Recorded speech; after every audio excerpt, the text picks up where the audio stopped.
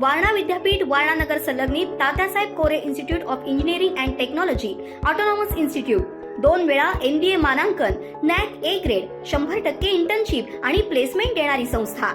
प्रथम आणि द्वितीय वर्ष बीटेक करता TCS sponsored computer science and business system, cyber security, electrical, civil, mechanical, electronics and telecommunication, chemical आणि कम्प्युटर सायन्स अँड इंजिनिअरिंग, तसंच MTech करता structural engineering, CSE, construction management, mechanical design, chemical ENTC, त्याचबरोबर LLB, BA LLB, BBA LLB, BCA, BBA, MCA, MBA शाखांसाठी प्रवेश सुरू।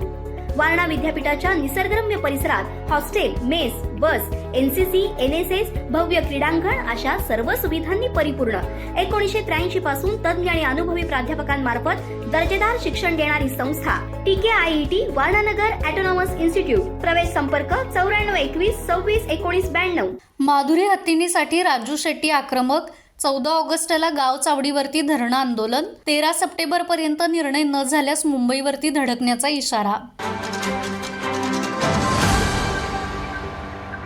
नांदणी मठाच्या माधुरी हत्तीला वनतारा इथं जाऊन 1 वर्ष पूर्ण होत आहे। सर्वोच्च न्यायालय, हाय पॉवर कमिटी आणि वनतारा यांनी माधुरी हत्ती नांदणी मठाकडे परत करण्याबाबत निर्णय होऊन सुद्धा हत्ती पाठवण्याबाबत विलंब होतोय। वनताराकडून नांदणी या ठिकाणी अद्ययावत सोयी सुविधा केंद्र उभारण्यात आलं आहे, तरीही माधुरी हत्ती येण्यास विलंब लागत असल्यानं मंगळवारी वर्षपूर्ती निमित्त माधुरी हत्तीच्या घर वापसीसाठी 1 दिवसीय उपवास करून नांदणी निषेधिका इथं माता चक्रेश्वरी देवीची महाआरती करून जनसंकल्प करण्यात आलाय। यावेळी माननीय मंत्री महादेव जानकर यांच्यासह माधुरी हत्तीवरती प्रेम करणाऱ्या सर्व सहकाऱ्यांसोबत मंगळवारी सकाळी 7 वाजल्यापासून ते सायंकाळी 7 वाजेपर्यंत हा उपवासाचा जनसंकल्प करण्यात आलाय। तर नांदणी मठातील माधुरी हत्तीनीला पुन्हा मठात आणण्याच्या मागणीसाठी स्वाभिमानी शेतकरी संघटनेचे नेते राजू शेट्टी यांनी आंदोलनाची पुढची दिशा स्पष्ट करत थेट सरकारला इशारा दिलाय। पहिल्या टप्प्यात 14 ऑगस्ट रोजी गाव चावडीवरती धरणं आंदोलन केलं जाईल, तर 13 सप्टेंबर पर्यंत योग्य निर्णय न झाल्यास मुख्यमंत्र्यांना जाब विचारण्यासाठी मुंबईवरती मोर्चा काढू असा थेट इशारा शेट्टी यांनी पत्रकार परिषदेत दिला। खरं तर आता न्यायालयाचं काम जवळपास संपलेलं आहे, कारण सर्वोच्च न्यायालयाच्या आदेशावरनं हाय पॉवर कमिटीच्या सुनावण्याही पूर्ण झालेल्या आहेत आणि नांदणी मठामध्ये माधुरीच्या वास्तव्यासाठी ज्या काही सुधारणा करून घ्यायच्या होत्या त्या वनतारांच्या तज्ज्ञांच्या मार्गदर्शनाखाली वनतारानंच करून घेतलेल्या आहेत आणि त्यामुळं तोही भाग संपलेला आहे।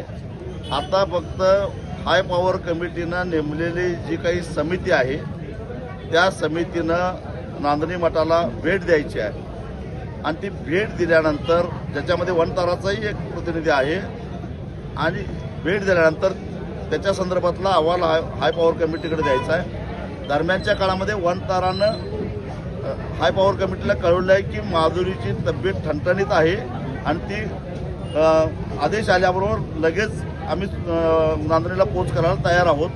त्यामुळे आता वनताराचा अडथळा नाही, व्यवस्था सगळी झालेली आहे, मग ही समिती येत का नाही? दिलेली मुदत संपली तरी येत नाही, तेव्हा ते समितीनं ताबडतोब यावं, त्याचा अहवाल द्यावा आणि 13 सप्टेंबर ज्या दिवशी लाखो भाविक या ठिकाणी प्रथमाचार्य शांतीसागर महाराजांच्या पुण्यतिथी दिवशी निमित्त येणार आहेत, ती नांदणीमध्येच येणार आहेत आणि आजपर्यंत 40 वर्ष माधुरी इथं राहिली आणि एवढ्या मोठ्या कार्यक्रमामध्ये ती नसेल तर आम्हाला ते सहन होणार नाही।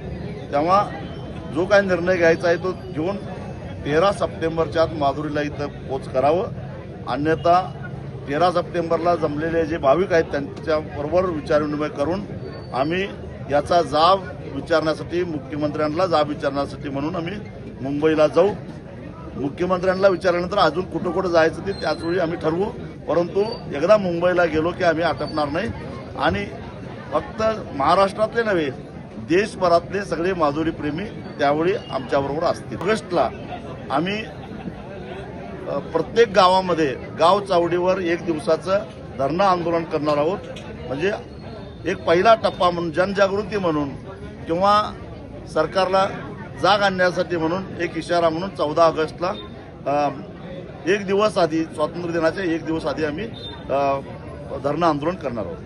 या जनसंकल्प उपक्रमास दत्त उद्योग समूहाचे अध्यक्ष गणपतराव पाटील, शिवसेना जिल्हा प्रमुख संजय चौगुले, उपजिल्हा प्रमुख मधुकर पाटील, वीर सेवा दल अध्यक्ष विजय पाटील, पंचायत समिती सदस्या नीलमताई म्हेत्रे, शेखर पाटील, दरगू गावडे यांच्यासह मान्यवरांनी पाठिंबा दिला. माझं महाराष्ट्र न्यूज, कोल्हापूर.